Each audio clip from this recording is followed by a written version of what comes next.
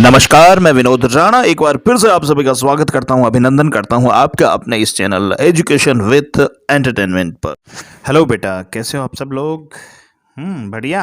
Okay, तो लीजिए बेटा, आज हम पढ़ने वाले हैं इलेक्ट्रोमैग्नेटिक स्पेक्ट्रम। Electromagnetic spectrum. देखिए बेटा, ये इलेक्ट्रोमैग्नेटिक स्पेक्ट्रम बहुत ही ज़्यादा इम्पोर्टेंट है। आपके बोर्ड में भी, आपके नीट में भी, आईआईटी में भी बहुत इस पे बहुत से अच्छे क्वेश्चंस बनते हैं। बहुत इम्पोर्टेंट है और इसको आप बहुत अच्छे से समझिएगा, बहुत ध्यान से समझिएगा। देखिए, मैं आपको बहुत अच्छे से एक एक करके समझाता हूँ। सबसे पहले तो इलेक्ट्रोमैग्नेटिक का मतलब क्या है। देखिए, इलेक्ट्रोमैग्नेटिक जैसा कि इसके नाम से ही पता चल रहा है, इलेक्ट्रो से बनता है इलेक्ट्रिकल। और दूसरा है मैग्नेटिक, इसके नाम से ही पता चल रहा है मैग्नेटिक। तो इलेक्ट्रिकल और मैग्नेटिक। देखिए, ऐसे रेडिएशन जिनमें इलेक्ट्रिकल प्रॉपर्टी भी हो और मैग्नेटिक प्रॉपर्टी भी हो, दोनों तरह की प्रॉपर्टी अगर जिनमें हो, उनको बोलते हैं इलेक्ट्रोमैग्नेटिक रेडिएशन। ठीक है, रेडिएशन। अभी ऊपर बात की है स्पेक्ट्रम की, यहाँ लिख रहा हूँ मैं रेडिएशन, तो अभी मैं बताऊँगा स्पेक्ट्रम क्या होता है। फिलहाल रेडिएशन जो है ना, जो वेव फॉर्म में अगर कोई एनर्जी या में होते हैं, वो रेडिएशंस होते हैं। तो देखिए, अब इसकी डेफिनेशन क्या बन गई। इलेक्ट्रोमैग्नेटिक रेडिएशन, इनकी डेफिनेशन क्या बन गई। देखिए, इलेक्ट्रोमैग्नेटिक रेडिएशन की डेफिनेशन बन गई, the radiation which have both electrical and magnetic property are called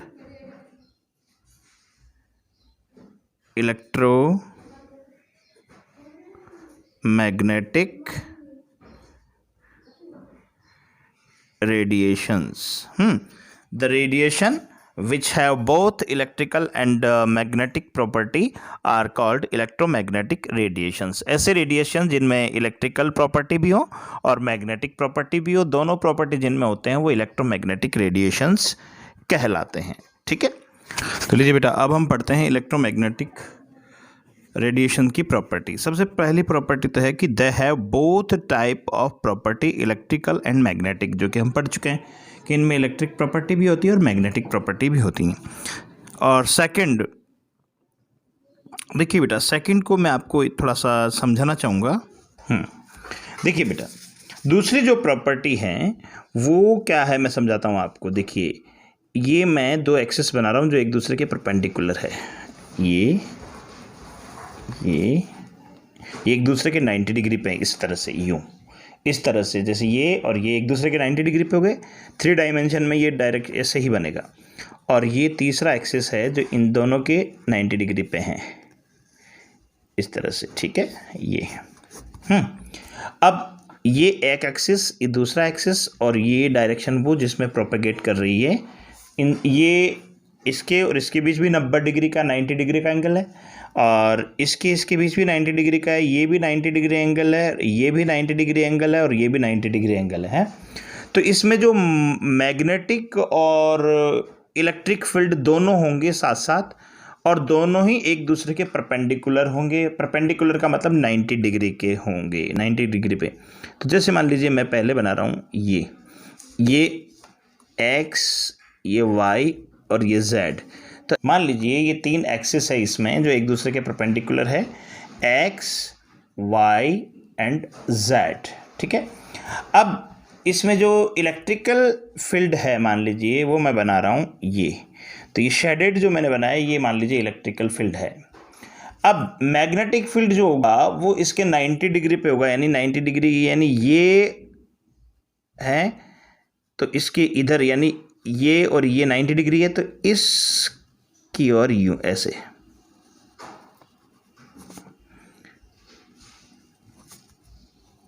ऐसे, ये आपका हो जाएगा मैग्नेटिक फील्ड।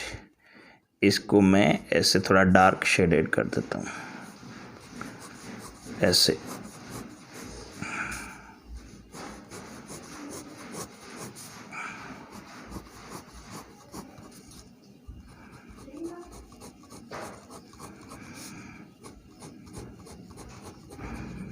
ये आपका हो गया मैग्नेटिक फील्ड।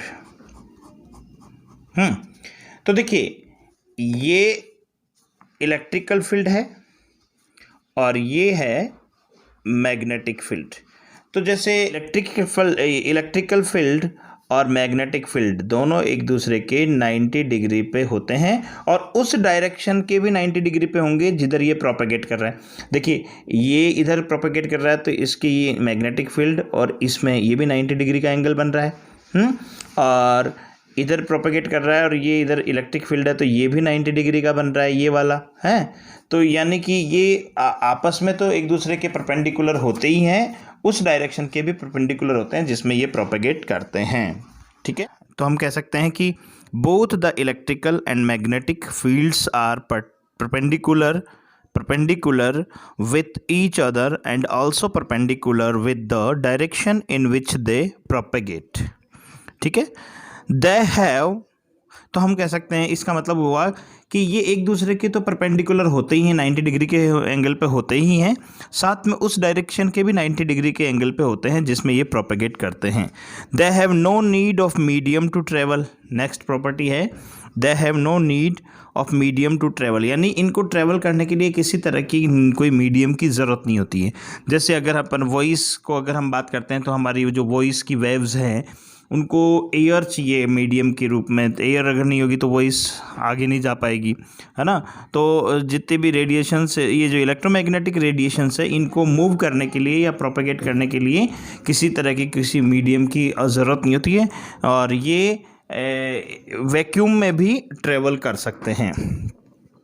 ठीक है, they propagate with the speed of light. ये इनकी जो वेलोसिटी है, इन जो रेडिएशंस की वेलोसिटी है वो लाइट की स्पीड के इक्वल होती है, यानी कि 3 × 10⁸ मीटर पर सेकेंड, यानी 3 लाख किलोमीटर, 3 lakhs किलोमीटर पर सेकेंड चलती हैं ये। Next, different type of the electromagnetic radiations are of different wavelength. देखिए अलग अलग तरह की जो इलेक्ट्रोमैग्नेटिक रेडिएशंस होते हैं उनकी वेवलेंथ अलग अलग होती है। अब मैं आपको समझाता हूँ कुछ टर्म्स जो हमारे इस टॉपिक में आगे काम में आने वाले हैं। पहला है वेवलेंथ।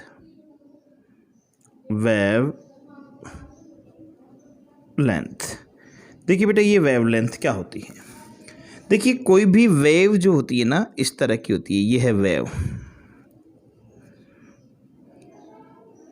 इस तरह से।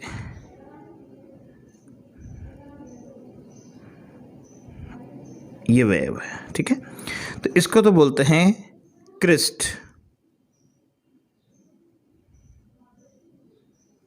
और इसको बोलते हैं ट्रफ। ठीक है, ये क्रिस्ट ये ट्रफ।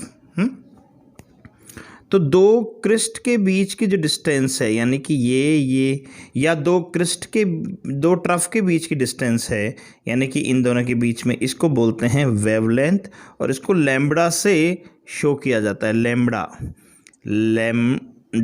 ठीक है, इसको लैम्बडा से शो किया जाता है और इसको वेवलेंथ कहते हैं। वेवलेंथ बिटवीन 2 कॉन्सिक्यूट क्रिस्ट और distance between 2 consecutive trough is called wavelength.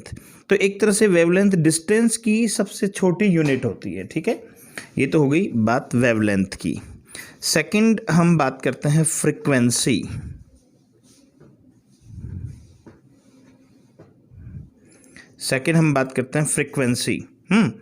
तो देखिए बेटा मैं कुछ एग्जांपल दूंगा आपको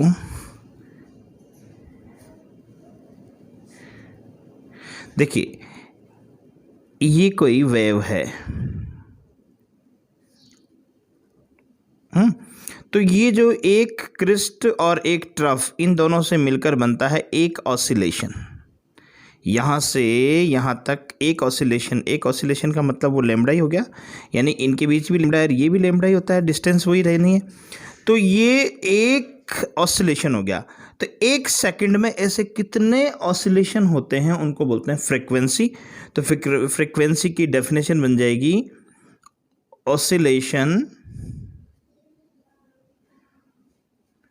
इन 1 सेकेंड है, number of oscillation in 1 second. ठीक है, फ्रीक्वेंसी को न्यू से डिनोट किया जाता है या एन से भी करते हैं कई बार। यहाँ हम न्यू से इसको रिप्रेजेंट करेंगे, है ना। और न्यू जो होता है वो लैम्बडा यानी कि वेवलेंथ के इन्वर्सली प्रोपोर्शनल होता है। यानी कि अगर लैम्बडा ज़्यादा होगा तो ये कम होगा और ये कम होगा तो ये ज़्यादा होगा। डायरेक्टली प्रोपोर्शनल का सिंबल हटाते हैं तो न्यू इज इक्वल टू आ जाएगा सी बाई लैम्बडा। यहाँ पर जो सी है वो है लाइट वेलोसिटी, यानी 3 × 10⁸ मीटर पर सेकेंड। ओके, तो कहने का मतलब हो गया, देखिए ये तो बात होगी वेवलेंथ और ये फ्रीक्वेंसी की। अब हम बात करते हैं कि अलग अलग जो वेवलेंथ होती, अलग अलग रेडिएशंस होते हैं। देखिए एक रेडिएशन ये बना रहा हूँ मैं, एक, दूसरा, तीसरा, ये चौथा, ये अलग अलग रेडिएशन है। देखिए एक रेडिएशन ये है, तो इसमें वेवलेंथ सीधी सी बात है बहुत बड़ी है। जब बहुत बड़ी वेवलेंथ है तो एक टाइम पीरियड में नंबर ऑफ ऑसिलेशन कम हो जाएगा। तो वेवलेंथ यानी कि वेवलेंथ ज़्यादा होगी तो फ्रीक्वेंसी कम हो जाएगी। ठीक है, इसकी वेवलेंथ अलग है। अब देखिए ये दूसरा एक है वेव जिसकी वेवलेंथ थोड़ी पहले वाले की तुलना में कंपैरिजन में कम है, छोटी है। देखिए यहाँ से यहाँ तक वेवलेंथ बहुत बड़ी थी, यहाँ से यहाँ तक वेवलेंथ थोड़ी कम हो गई। जब वेवलेंथ कम होगी तो सीधी सी बात है नंबर ऑफ ऑसिलेशन जो है वो इंक्रीज़ होंगे। यहाँ देखिए एक ही ऑसिलेशन बन रहा है, यहाँ 1-2 ऑसिलेशन बन रहा है सेम टाइम में। वेवलेंथ और कम कर देते हैं, देखिए इसमें वेवलेंथ थोड़ी और कम हो गई। ये वेवलेंथ और कम हो जाएगी, ये और कम हो जाएगी, है ना। इस तरह से डिफरेंट अलग अलग रेडिएशंस जो है कि वेवलेंथ अलग अलग होती है। अब जैसे मैं आपको एग्जांपल देता हूँ, एग्जांपल इलेक्ट्रोमैग्नेटिक रेडिएशंस के एग्जांपल बता रहा हूँ मैं आपको। एक्सरे एक प्रकार का इलेक्ट्रोमैग्नेटिक रेडिएशन है। जो एक्सरे कराते हैं अपन, जो बोन्स वगैरह की या हमारी बॉडी की जो चेकअप के लिए एक्सरे होता है उसको, वो एक तरह की इलेक्ट्रोमैग्नेटिक रेडिएशन ही है। उनकी अपनी एक पर्टिकुलर फ्रिक्वेंसी होती है, पर्टिकुलर उनकी वेवलेंथ होती है। गामा रेज, सनलाइट से आने वाली अल्ट्रावायलेट रेज, माइक्रोवेव्स, इंफ्रारेड, ये सब क्या है, रेडियो वेव्स, ये सब क्या है, ये सब इलेक्ट्रोमैग्नेटिक रेडिएशंस का एग्जाम्पल हैं। देखिए बेटा, अब हम पढ़ने जा रहे हैं इलेक्ट्रोमैग्नेटिक स्पेक्ट्रम। इलेक्ट्रोमैग्नेटिक स्पेक्ट्रम के बारे में अब हम पढ़ने वाले हैं। तो सबसे पहले इलेक्ट्रोमैग्नेटिक रेडिएशन क्या होते हैं ये हम पढ़ चुके हैं। अब मैं आपको बताने जा रहा हूँ स्पेक्ट्रम किसे कहते हैं। देखिए बेटा, डिफरेंट टाइप के इलेक्ट्रोमैग्नेटिक जो रेडिएशंस है, अलग अलग तरह के जो इलेक्ट्रोमैग्नेटिक रेडिएशंस हैं, उनको उनकी वेवलेंथ के इंक्रीजिंग ऑर्डर में अगर अरेंज कर दिया जाए तो एक स्पेक्ट्रम बनता है, और इस स्पेक्ट्रम को बोलते हैं इलेक्ट्रोमैग्नेटिक स्पेक्ट्रम। देखिए इसमें जैसे गामा रेज है, इसका स्पेक्ट्रम, इसका जो वेवलेंथ है सबसे कम है 10⁻16 मीटर। ठीक है, और इसके बाद एक्सरे हैं, इससे इसका जो है वेवलेंथ ज़्यादा है, और वेवलेंथ ज़्यादा, फिर इसका इससे ज़्यादा, इसका infrared, microwaves, radio waves, long radio waves, इनकी जो वेवलेंथ है सबसे ज़्यादा है 10⁸ मीटर, है ना। तो ये इंक्रीजिंग ऑर्डर ऑफ वेवलेंथ है। है ना। लेकिन अभी हमने थोड़ी देर पहले ये भी पढ़ा था कि न्यू इज इक्वस टू होता है सी बाई लैम्बडा, एक रिलेशन अभी अभी हमने पढ़ा है ना, जहाँ तो न्यू यानी फ्रीक्वेंसी लैम्बडा यानी वेवलेंथ के इन्वर्सली प्रोपोर्शनल होती है, यानी वेवलेंथ अगर बढ़ेगा तो फ्रीक्वेंसी घटेगी, वेवलेंथ घटेगी तो फ्रीक्वेंसी बढ़ेगी। तो देखिए इधर लेफ्ट टू राइट जाने पे वेवलेंथ इंक्रीज हो रही है तो सीधी सी बात है फ्रीक्वेंसी डिक्रीज होगी। यहाँ फ्रीक्वेंसी सबसे ज़्यादा है, यहाँ फ्रीक्वेंसी सबसे ज़्यादा है 10⁻24 हर्ट्स और यहाँ 10⁻0 हर्ट्स। तो देखिए वेवलेंथ बढ़ रही है तो फ्रीक्वेंसी घट रही है। तो हम इसको डिफाइन कैसे करेंगे इलेक्ट्रोमैग्नेटिक स्पेक्ट्रम को? If the different type of the electromagnetic radiations are arranged in increasing order of their wavelength then the forming spectrum is called electromagnetic spectrum. अब बीच में देखिए ये एक पार्ट है विजिबल, ठीक है बेटा, इसको ध्यान से समझने की चीज़ है ये विजिबल पार्ट है। इसको विजिबल क्यों कहते हैं? क्योंकि ये जितने भी रेडियो एक्टिव जितने भी इलेक्ट्रोमैग्नेटिक रेडिएशन है इनमें से ये कोई दिखाई नहीं देते, ये हमारी आंखों को दिखाई नहीं देते हैं ये कोई भी। लेकिन विजिबल जो पार्ट है वो हमें दिखाई देता है ये विजिबल जो पार्ट है वो हमें दिखाई देता है। और वो क्यों दिखता है इसका कारण मैं अभी बताता हूँ आपको। देखिए इसमें टोटल 7 कलर होते हैं विजिबल में। देखिए 1 2 3 4 5 6 7 जिसको अपन विबग्योर के नाम से जानते हैं, यह आपने छोटी क्लासेस में पढ़ा होगा। इसका मतलब है violet, indigo, blue, green, yellow, orange और रेड हैं। तो देखिए ये अलग अलग कलर है और ये हमें केवल दिखाई देते हैं। इनकी जो वेवलेंथ की जो रेंज है वो 400 नैनोमीटर, ये नैनोमीटर में कन्वर्ट कर दिया मैंने इसको, टू 750 नैनोमीटर होती है ना। तो हमारी आँखों की जो देख पाने की जो कैपेसिटी होती है वो 400 से 700 के बीच की है, यानी 400 नैनोमीटर से कम वेवलेंथ वाली जो रेडिएशंस है उनको हमारी आंखें देख नहीं पाती है ना। इसी तरह से 750 नैनोमीटर से ज़्यादा रेंज वाली जो वेवलेंथ की वाली जो रेडिएशंस है उनको भी हमारी आंखें देख पाने में संभव नहीं है, समर्थ नहीं है, मतलब ये देख नहीं पाती है। तो हमारी आंखें केवल 400 नैनोमीटर से 750 नैनोमीटर के बीच के रेडिएशंस को ही देख पाती हैं। तो देखिए इनमें भी ये इंक्रीजिंग ऑर्डर हो गया इनका। सबसे कम वेवलेंथ हो गई वॉयलेट कलर की और सबसे ज़्यादा वेवलेंथ हो गई रेड कलर की।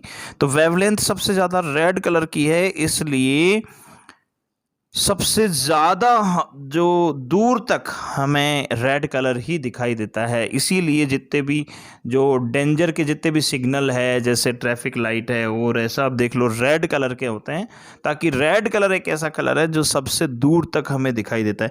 यानी अगर मान लीजिए 7 कलर की ये जो कार्स मतलब है, ये चारों 7 कलर के कार्स को अगर हम इधर से बिल्कुल छोड़ दे जाने के लिए तो हमें लास्ट तक रेड कलर की कार दिखाई देगी और सबसे पहले दिखाई देना कौन बंद होगी? वॉयलेट, क्योंकि इसकी वेवलेंथ सबसे कम होती है। तो इसको बोलते हैं इलेक्ट्रोमैग्नेटिक स्पेक्ट्रम। देखिए बेटा कुछ कलर्स की मैं वेवलेंथ रेंज लिखता हूँ जो अपने न्यूमेरिकल में बहुत जगह काम में आएगी, और वो है सबसे पहले वॉयलेट।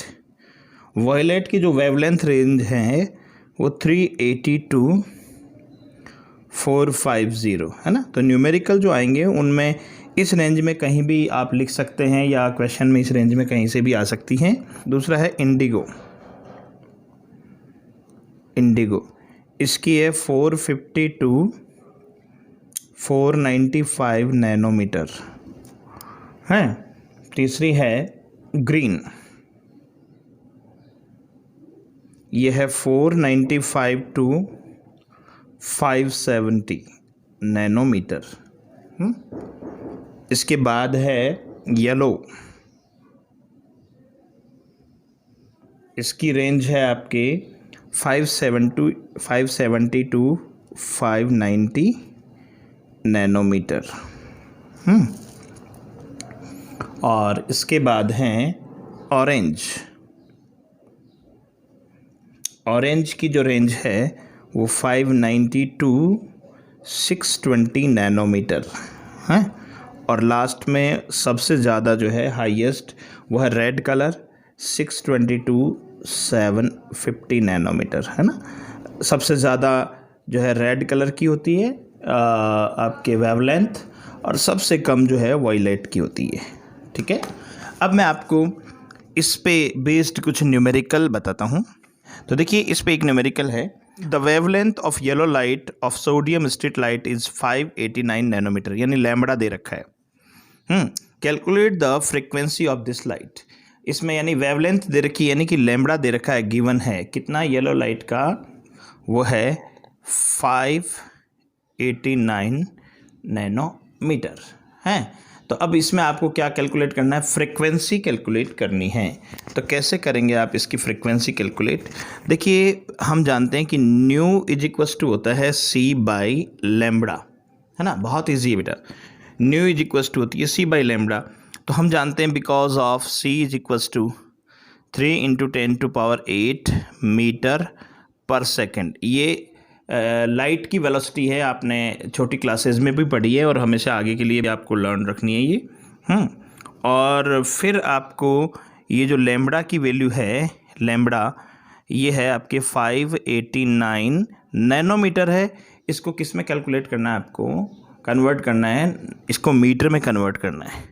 तो lambda is equal to 589 into 10⁻⁻9 metre हो जाएगी।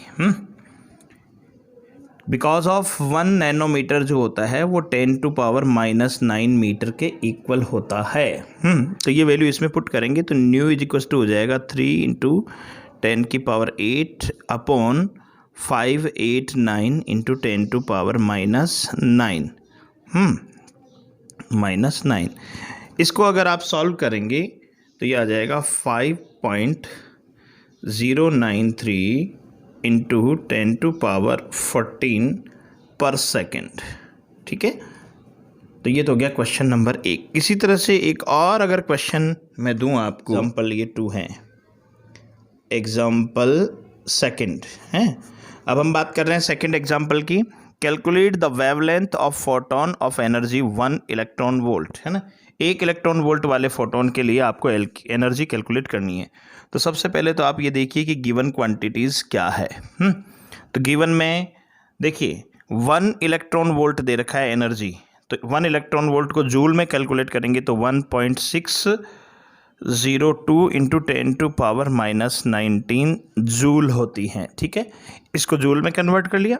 और एक होती है प्लैंक कांस्टेंट है, प्लैंक कांस्टेंट होता है 6.6 इंटू 10⁻34।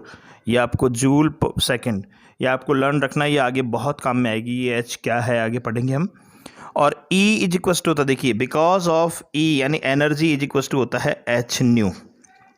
ये एक इक्वेशन होती है जिसको प्लैंक कहते हैं, प्लैंक इक्वेशन है। और ये आपको हम पढ़ेंगे आगे नेक्स्ट टॉपिक में। फिलहाल आप याद रखिए कि प्लैंक इक्वेशन के अकॉर्डिंग जो एनर्जी होती है वो E इज इक्वल टू होती है एच न्यू है। और we know very well that nu is equal to होता है सी बाई लैम्बडा। तो हम क्या करेंगे, इसकी वैल्यूज़ पुट कर देंगे हैं। तो वैल्यूज़ पुट करेंगे तो ये हो जाएगा, लैम्बडा को इधर ले, या E is equal to h c by lambda हो जाएगा। न्यू की जगह हम रख देंगे सी बाई लैम्बडा, तो ये हो जाएगा E is equal to h और सी बाई लैम्बडा। ये हो गई इक्वेशन नंबर 1 है। तो आपको तो लैम्बडा कैलकुलेट करना है, तो लैम्बडा इज इक्वल टू, क्योंकि वेवलेंथ कैलकुलेट करनी है ना आपको, तो lambda is equal to h c upon E. H की वैल्यू आपके पास दे रखी है, ये रही 6.6 इंटू 10⁻34 इंटू सी जो है वो लाइट की वेलोसिटी है 3 इंटू 10⁸ मीटर पर सेकेंड। तो 3 इंटू 10⁻, ये 8 हो गया, अपॉन ई एनर्जी, और एनर्जी की वैल्यू आपको ये दे रखी 1.602 इंटू 10⁻⁻19 है। इन सब को अगर आप सॉल्व करेंगे तो लैम्बडा की जो वैल्यू आ जाएगी आपके, वो हो जाएगी 12.42 इंटू 10⁻⁻⁷ मीटर, और इसको एंगस्ट्रम में कन्वर्ट करना है तो 10⁻10 से मल्टीप्लाई कर दीजिए, तो 12.42 इंटू 10⁻⁷ इंटू 10⁻10 एंगस्ट्रम।